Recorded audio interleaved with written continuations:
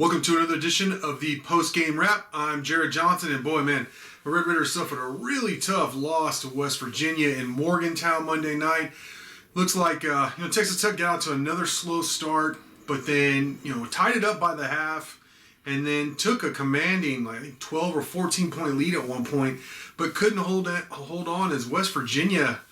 They came roaring back. I think they went almost the last 10 minutes without missing a shot. They got to the line on, some of them were questionable calls, but some of them were just bad fouls by Texas Tech on jumpers as well. But, you can imagine they were probably frustrated West Virginia just kept knocking down shots, whether it be threes, which I want to look and see exactly what they have, because they were lights out from three-point range last night. It was pretty amazing. They were 12 of 19 from behind the arc. Pretty impressive.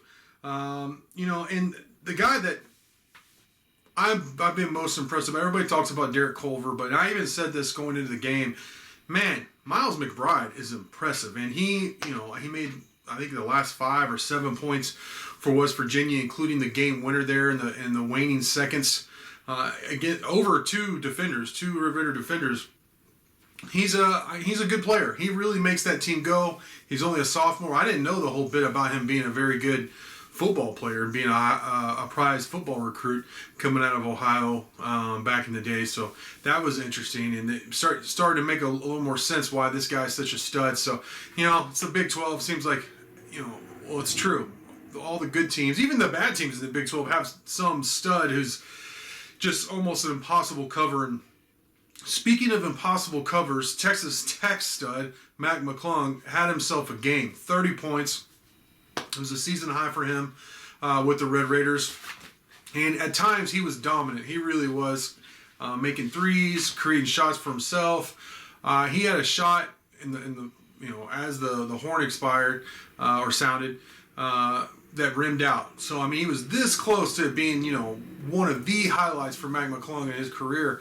Like I said, 30 points, big time game for him. He was able to create his own shot. He went the length of the court and got about a 8-10 foot jumper from, it was kind of like a baseline jumper fadeaway. But it was open. It was a good shot from Mac McClung. It just didn't go down. So the Red Raiders lost by 1 point. The final score was 88-87. So obviously, offense wasn't a problem for the Red Raiders, though Mac McClung, he obviously provided most of the scoring punch with that 30 points. Terrence Shannon also had 15. There were some good things that the Red Raiders did, but really, you got over half your points from just those two players. Let's see. Jamarius Burton actually had a good game with 9 points. And then the rest of it was kind of, sporadic in terms of scoring. Kyler Edwards had 8. Peavy had 6. Marcus Santos Silva had 9. So you had a couple guys that almost hit double figures. But, man, Kevin McCullough really struggled shooting. He did have a good night overall in terms of he did some other things. Defensively, he wasn't as good as he normally is either. But he had 8 rebounds. He had 3 assists. Had a couple steals. So, he did some things, but he missed a lot of shots. He missed some open shots. McCullough missed shots that he normally makes. So it just seems like when one of the big three, which is obviously McClung, Shannon, and then McCullough, struggle, that it's going to be a dogfight for them. Now, they played the number 11 team in the country on the road, even though there weren't fans.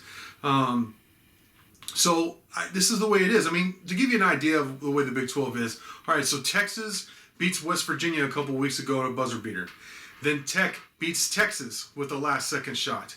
Now West Virginia beats Tech with the last second shot. So, as predicted, these are all ranked teams. These are all teams within the top 11 going into last night's game.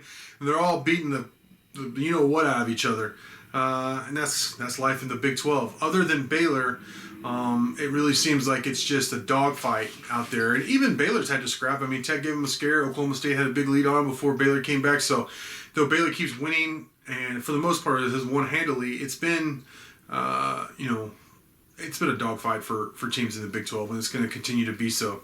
The thing for the Red Raiders is they have to figure out how to win more of these close games, because they're going to be close games.